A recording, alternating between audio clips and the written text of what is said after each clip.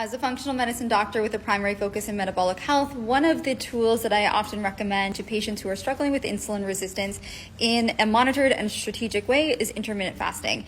Now, the goal of intermittent fasting is to improve insulin sensitivity, meaning that when you do eat carbohydrates, your body is not overproducing insulin. And another goal of intermittent fasting when it comes to resistant weight loss is to help kickstart the body to breaking down fat for fuel.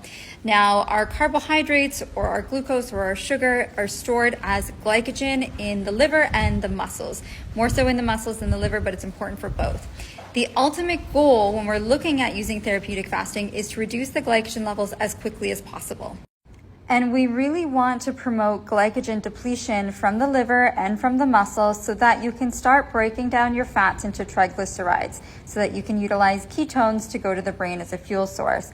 What fats or triglycerides essentially are glycerol, backbone, and 3 fatty acids here.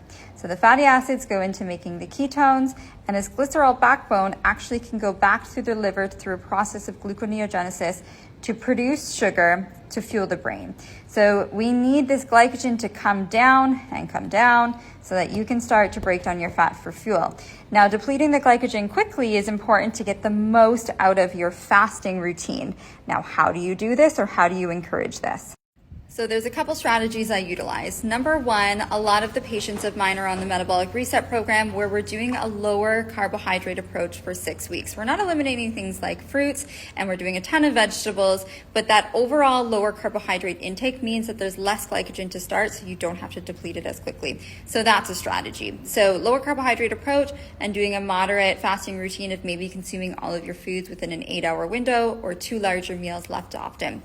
The second strategy that you could consider utilizing it, as long as you don't have underlying cortisol issues and as long as you don't have injuries and as long as exercise is making you feel good, what I find particularly helpful is some burst training or interval training or some sprint training. So essentially utilizing maximal effort in a 1-to-1 ratio with rest. So maybe you are sprinting for 20 to 30 seconds, resting for 20 to 30 seconds, and just repeating that for 10 to 20 minutes. You could also utilize something like a spin bike to have this glycogen depletion in the sprint training as well. Typically after the 10 to 20 minutes of the interval training, following that up by a low intensity steady state cardio of about 30 minutes. So 10 to 20 minutes of intervals or sprints followed by low intensity for 30 minutes can be quite helpful, and that's what I find to be helpful for myself personally as well too.